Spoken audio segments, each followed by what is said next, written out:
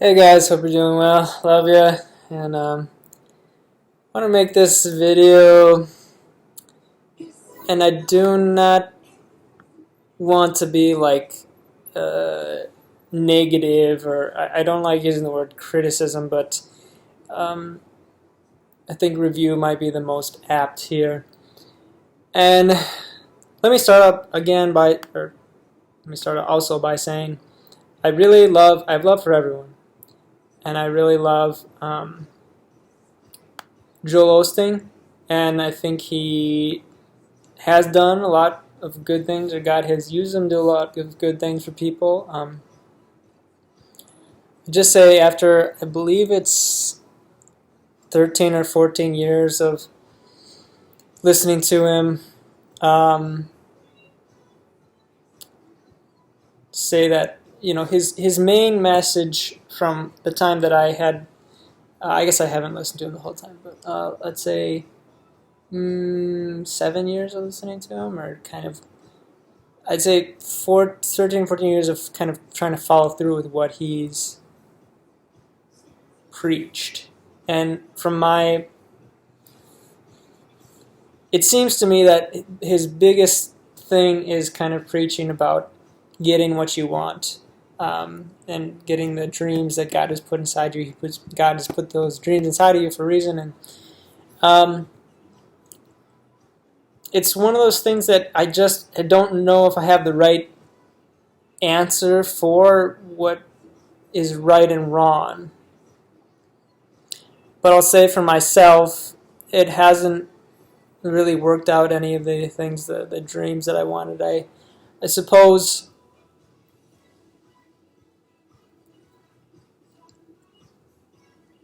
it just the thing that I like spend most time on professionally. Nothing has worked out really how I wanted it to.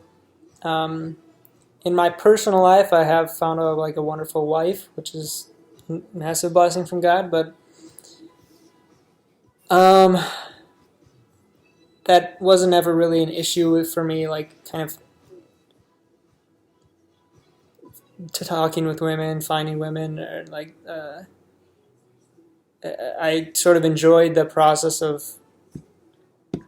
getting to know women and things like this, whereas trying to get a profession that I like has not been really enjoyable. It's been mostly pain. And, Joel Osteen,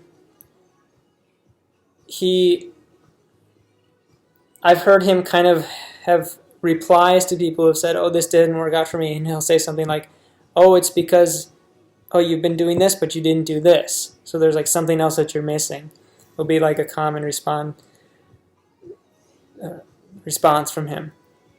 And which I do think has some merit and is legitimate in that there's like a mix of things. If you're trying, and it says in the Bible, faith without works is dead. So if you're just hoping but you're not doing anything, and that's one thing. If you're doing those things but you're sinning at the same time, maybe God's not giving the path for you until you're not sinning anymore, or maybe your heart's not pure, your motives, or whatever. But I do think at a certain point, there's two issues in that. If you're preaching, you just believe and it'll be done.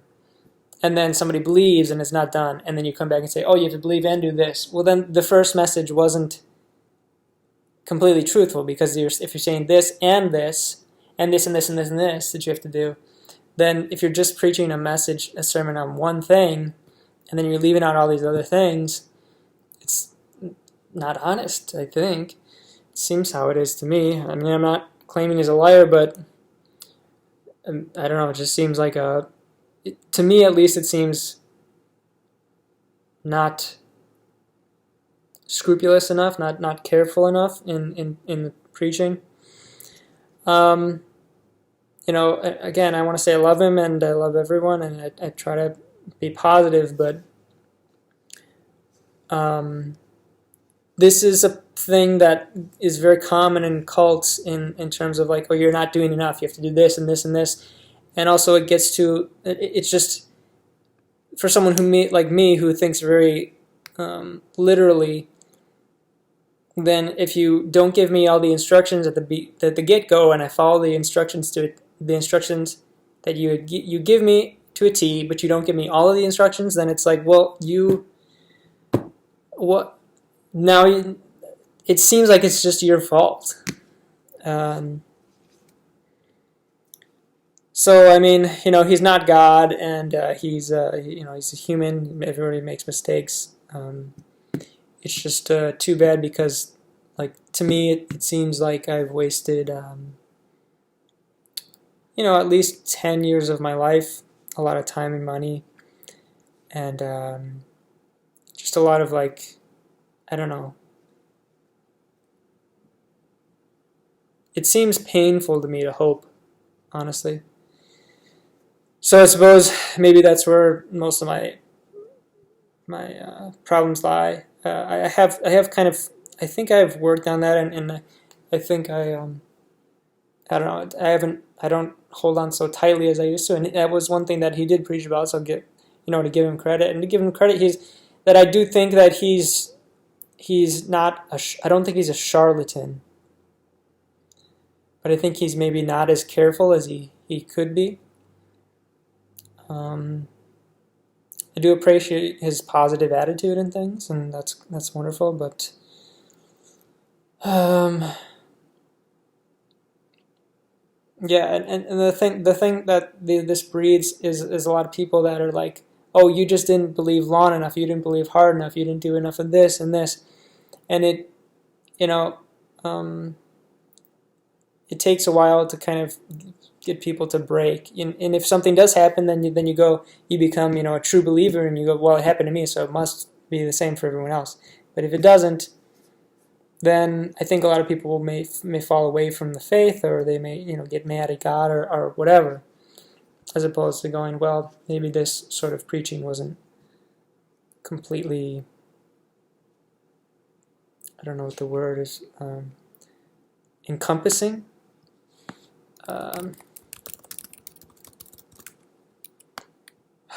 Completely, encompassing, is a good word.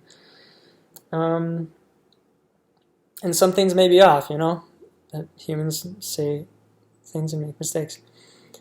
So, I'm guessing that if you look back on some of the things he preached on, he wouldn't say certain things, or he would say things differently.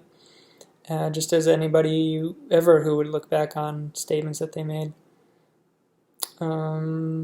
Or things that they did, or they wouldn't do them, or they would change, or whatever. So, I did want to say that I think him in hearing him go, oh, you did this, but you didn't do this. You have to do this too. It kind of gets to this point of no true Scotsman fallacy, which I don't know if fallacy is the right way to put it, but if you don't know, a no true Scotsman is this sort of, when someone makes a claim, and then every time you, this isn't a great explanation, but every time someone kind of challenges it, you follow it up with, oh no, but this has to be done too. Nothing's ever quite good enough. Or maybe a better definition would be, what someone is claiming is the truth or the right thing to do is not possible for anyone, or no one fits the bill for that. No one can accomplish this. So I don't think Joel Osteen, his claims fill in the latter, but the first sort of definition that I had is that, yeah, if you keep kind of qualifying things with, oh, you didn't do this, you didn't do this, and I wish sometimes, and maybe he's given, I'm sure, hundreds of thousands, or probably thousands, maybe thousands of sermons by now. Maybe he has said, hey, this isn't for you. Quit and give up and do something else. Like, this isn't what God wants.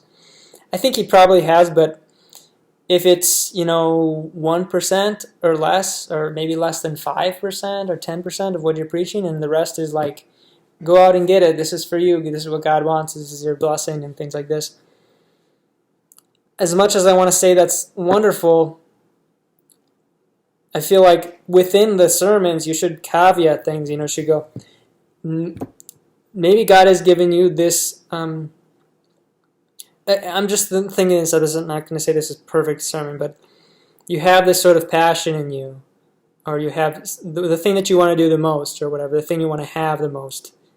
Okay, I would say first figure out your mental state and see if you're like sane, because some people, they want some things, but they need some psychological help, and once they get it, then they don't want those things anymore, and it might be non-biblical or just bad for you.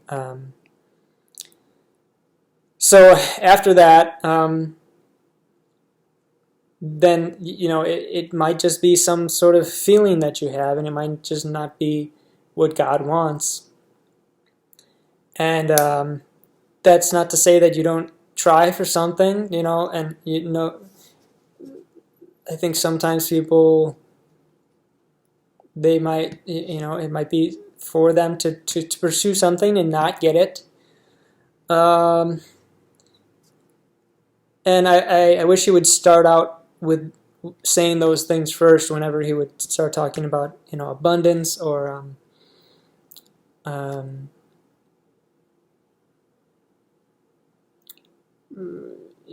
getting this certain thing, or doing this certain thing.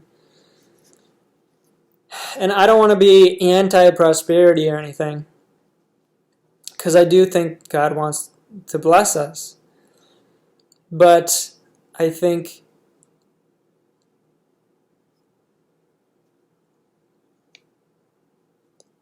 it's important to state that you don't know how God wants to bless you.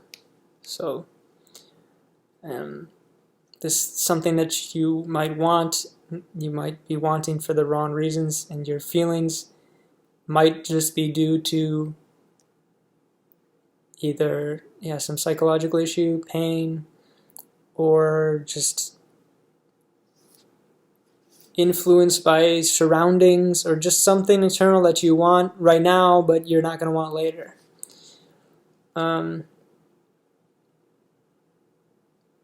This could be dissected a lot because he's talked so much. He has so many sermons, and I don't know the exact percentages of how much he's talked about getting something or doing something or whatever, blessings, prosperity, and then for not getting things, the ratio or percentage. But I don't want to say that he doesn't ever speak about those things, because I have heard him speak to a degree sort of about not getting what you want or getting something else or whatever. But let me turn this a little closer.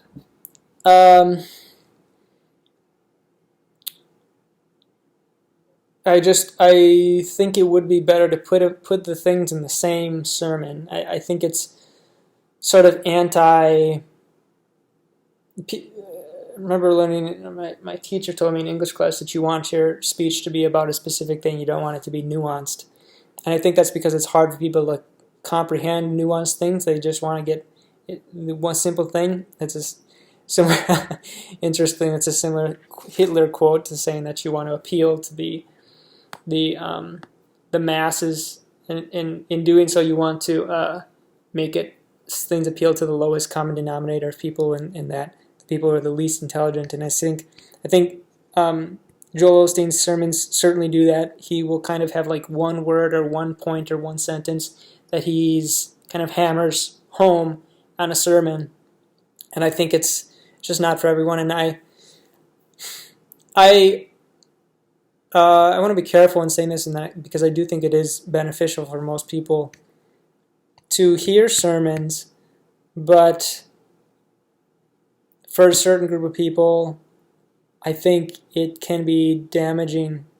Maybe for everybody, if it's damaging if you're not. I think probably I will backtrack and say for everyone, it's damaging if you're not critical of the people you're listening to. If you're not, or I shouldn't say that, critical of what they're saying, and I'm not saying it in a negative way, but just taking it in and going, let's think about this. Is this the truth? Can I compare this with what's in the Bible? Can I compare this with just information, wisdom I have, and knowledge. And one thing that's interesting in the Bible is just to pray for wisdom and you will get it. And I have prayed a lot for wisdom, and I think I have gotten a lot. And I don't know. Hopefully I can help some people with that. I believe I will. I know I have helped some people. So anyway, yeah, I guess I've kind of said what I was thinking about Joel Osteen, and like I said, I have love for him. I have love for everyone, and you can tell he doesn't always have the answers, and he kind of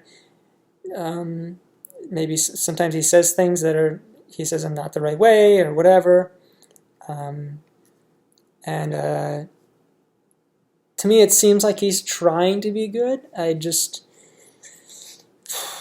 don't know. I'm not sure what the remedy is for him, and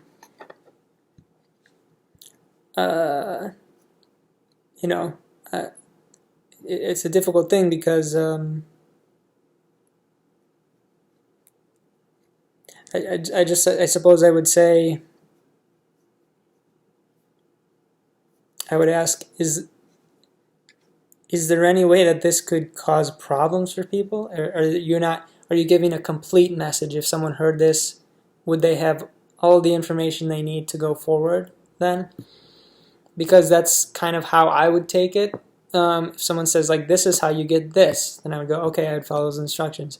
Then, if it's not working out, and then you come back to them and say, oh, but you got to do this too. To me, that's not right to do that. So, anyway, I'd like to hear what other people think. I understand that some things are too complex, but I think you should at least caveat things with saying, this is a big part of being a Christian, is believing. Belief, you will need this to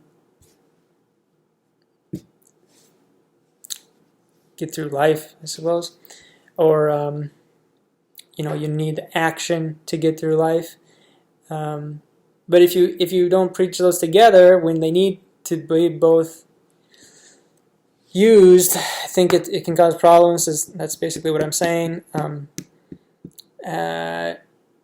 And if you have this like real sinful life, and you're doing things, but you're believing in putting in hard work, maybe God's not going to bless you, and so on and so forth. But I think if you're going to just preach about belief, then say this is one of the things. Don't kind of make it seem like this is the only thing.